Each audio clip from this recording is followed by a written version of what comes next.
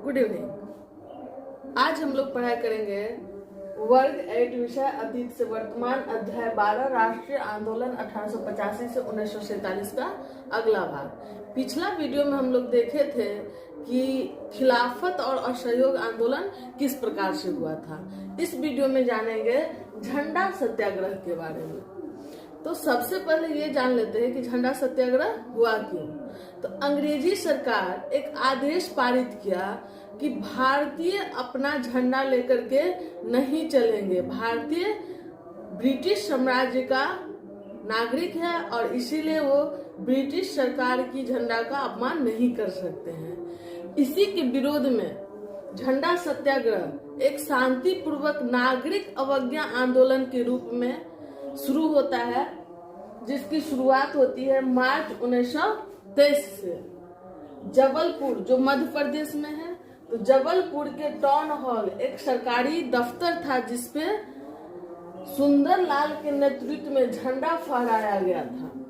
तो इसकी शुरुआत सुंदरलाल के नेतृत्व में जबलपुर के टाउन हॉल पर झंडा फहरा करके किया जाता है।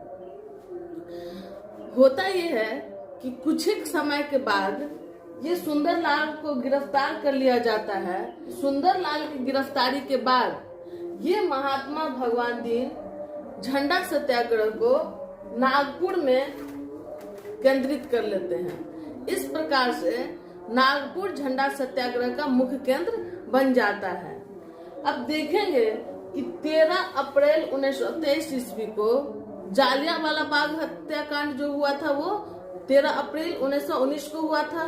तो इसी दिन को यादगार बनाने के लिए, 13 अप्रैल को यादगार बनाने के लिए 1923 ईस्वी में इन झंडा सत्याग्रहियों के द्वारा शांतिपूर्वक झंडा मार्च निकाला जाता है।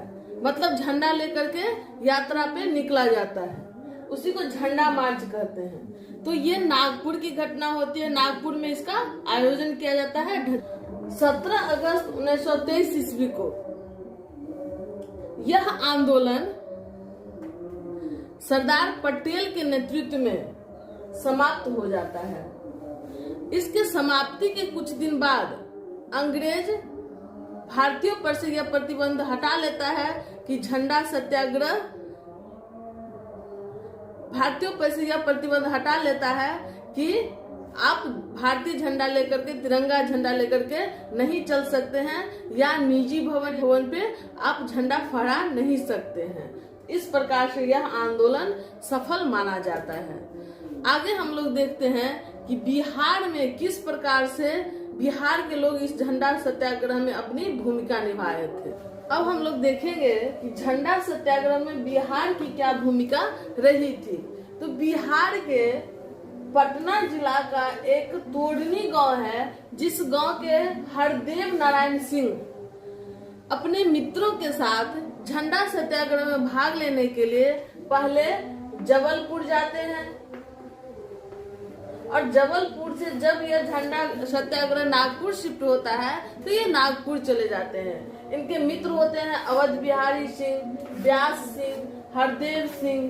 तो ये लोग जबलपुर से नागपुर जाते हैं। अब आप देखेंगे कि नागपुर में 18 जून 1923 को इन सभी को गिरफ्तार कर लिया जाता है और इन सभी की गिरफ्तारी करने के बाद इन्हें 1 वर्ष का सश्रम कारावास दिया जाता है सजा के रूप में और नागपुर के जेल में बंद कर दिया जाता है। गलत खानपान के कारण नागपुर की जेल में ही इस हरदेव नारायण सिंह का स्वास्थ्य खराब होने लगता है। इस कारण से इनके मित्र कहते हैं कि अंग्रेजी सरकार से तुम माफी मांग लो और अंग्रेजी सरकार तुम्हें माफ कर देंगे, तुम घर चले जाओगे, स्वस्थ हो जाओगे। हरदेव नारायण सिंह कहते हैं कि मरना पसंद करते हैं, झुकना नहीं। इस कारण से धीरे धीरे इनकी स्वास्थ्य बिगड़ने के कारण जेल में ही, नागपुर जेल में ही इनकी मृत्यु हो जाती है। जेल अधीक्षक इनके शव को इनके मित्रों को, ये सारे जो मित्र थे इनके मित्रों को सुपुर्द कर देता है। उस समय नागपुर जेल में डॉक्टर राजेंद्र प्रसाद भी बंद रहते हैं, वो भी झंडा सत्याग्रह के कारण बंद रहते हैं। तो डॉक्टर राजेंद्र प्रसाद और इनके मित्र मिलकर के हरदेव नारायण के शव का अंतिम संस्कार करते हैं। हरदेव नारायण सिंह के शहादत के याद में इनके पिता चंद्रिका सिंह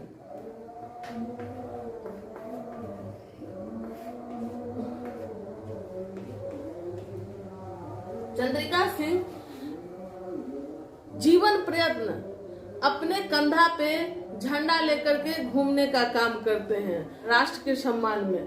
तो इस प्रकार से बिहार का भी झंडा सत्याग्रह में महत्वपूर्ण योगदान रहा था।